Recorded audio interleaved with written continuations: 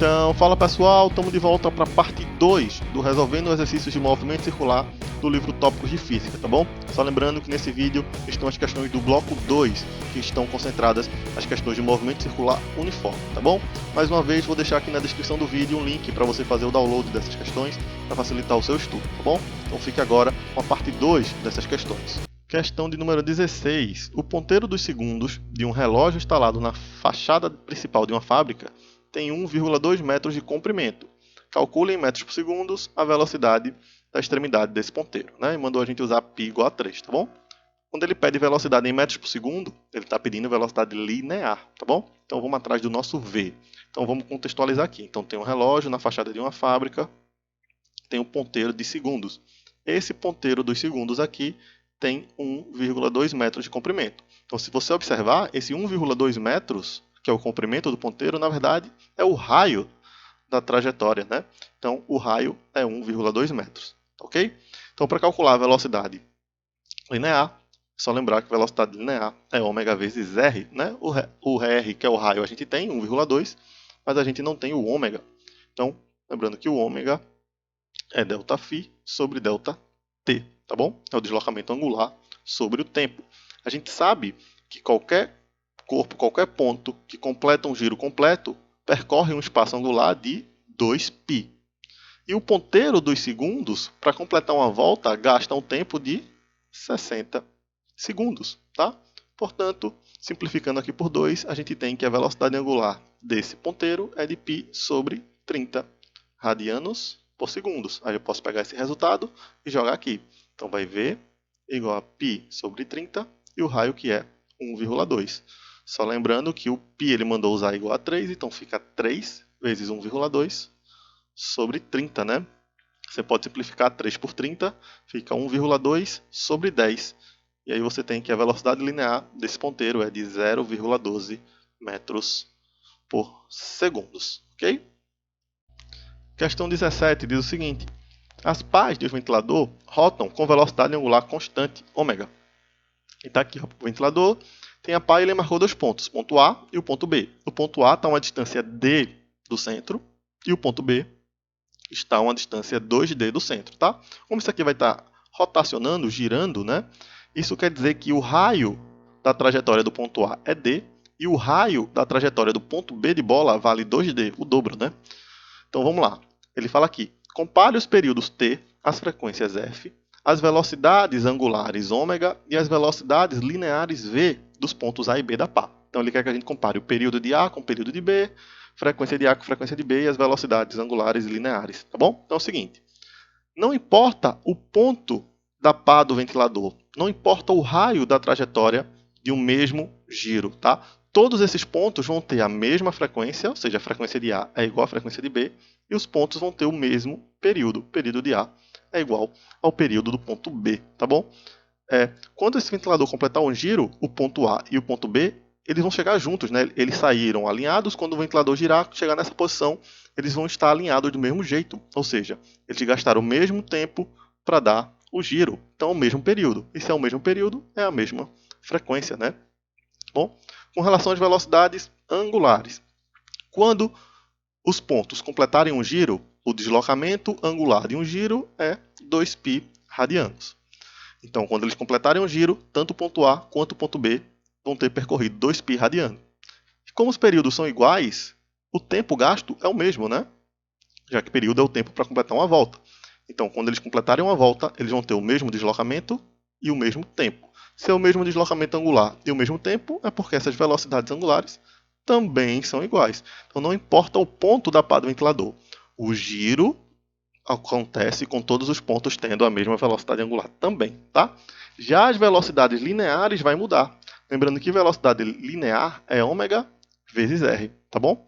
Como a velocidade linear depende diretamente do raio, e os raios de A e de B são diferentes, essas velocidades também vão ser diferentes, né?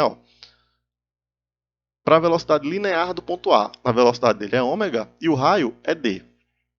Já a velocidade de B, a velocidade linear de B é a velocidade angular, que é ômega, vezes o raio, que é 2D. Então eu posso dizer que a velocidade de B é 2 vezes ômega vezes D. ou seja, é o dobro da velocidade de A. Então, eu posso dizer que a velocidade do ponto B é 2 vezes a velocidade do ponto A. Questão 18 diz o seguinte. Na situação esquematizada na figura, temos duas polias A e B acopladas para uma correia inextensível. Quando a polia A gira, movimenta a correia, que por sua vez faz a polia B girar também. Né? Então está aqui a polia A e está acoplada a polia B através de uma correia. Então quando essa polia A gira, movimenta a correia que faz a roda B também girar. E os dois entram em movimento, a gente tem uma transmissão do movimento circular. Tá? Admitindo que não haja escorregamento entre a correia e as polias, e supondo que a polia A execute 60 RPM, calcule a frequência de rotação da polia B. Tá bom? Então, informações que a gente tem da imagem do texto. Da imagem, a gente tem que o raio de A vale 5 cm, e do texto que a frequência de A é 60 RPM. Né? Da polia B, a gente tem que seu raio é 20 cm, está aqui RB, e na letra A ele quer justamente que a gente calcule a frequência dessa polia, tá? Só um detalhe, unidade de medida padrão para frequência é Hertz, né? Que são giros por segundos. RPM são rotações por minuto. Para a gente passar de RPM para Hertz, a gente divide por 60. Então essa frequência do disco A, na verdade, é de 1 Hz, tá bom? Sabendo disso, a gente pode calcular agora a frequência de B. Sabendo que temos aqui uma transmissão do movimento circular, a gente pode utilizar a relação de frequência e raio, que diz que F vezes R é igual a F vezes R. Frequência de A é 1 Hz, o raio de A vale 5. Frequência de B a gente está buscando, raio de B vale 20, tá bom? Então, como a gente quer o FB, a gente tem 1 vezes 5, 5. Esse 20 que está multiplicando passa dividindo, né? Aqui não dá para dividir direto, né? 5 por 20, o que é que a gente faz? Coloca um zero aqui, o igual, e um zero aqui. Corta os zeros, 5 dividido por 2 daria 2,5, já tem a vírgula, fica 0,25 Hz. Essa seria a frequência de giro do disco B, tá bom? Letra B, ele pede a velocidade linear de um ponto qualquer da correia. Ora, velocidade linear, V, é igual a ômega vezes R, tá bom? Então a gente precisa ter o ômega, a velocidade angular desses discos. Aí tanto faz, ou você faz com os dados do disco A, ou você faz com os dados do disco B. Vai dar a mesma resposta, tá bom? Porque a velocidade é igual a essa transmissão. Na transmissão do movimento circular, a velocidade do disco A, a velocidade linear do disco A, é igual à velocidade linear do disco B. Né? Então, vamos pegar para o disco A. Então, velocidade linear de A é o ômega A vezes o RA. A gente não tem o ômega, né? Mas a gente lembra que o ômega é igual a 2π vezes F. Ou seja, o ômega A é 2π vezes FA. Então a gente vai ter o seguinte, ó, vindo para cá. Velocidade A é igual a ômega A. Mas ômega A é quem? 2 vezes π vezes F. Vezes o raio que está aqui. Então agora é só botar os valores e fazer a conta. 2. Π ele mandou utilizar 3,1. A frequência do disco A, já em Hertz, é 1. E o raio é 5. Então, velocidade A vai ser igual. Vai ter o seguinte, ó, 5 vezes 1, 5. 5 vezes 2, 10. 10 vezes 3,1 vai dar 31. Como a gente utilizou o raio em centímetros, a velocidade sai em centímetros por segundos, tá bom? Essa é a velocidade linear do disco A, que é a velocidade para qualquer ponto da correia, que é a velocidade do disco B. Na transmissão do movimento circular, a velocidade linear é igual.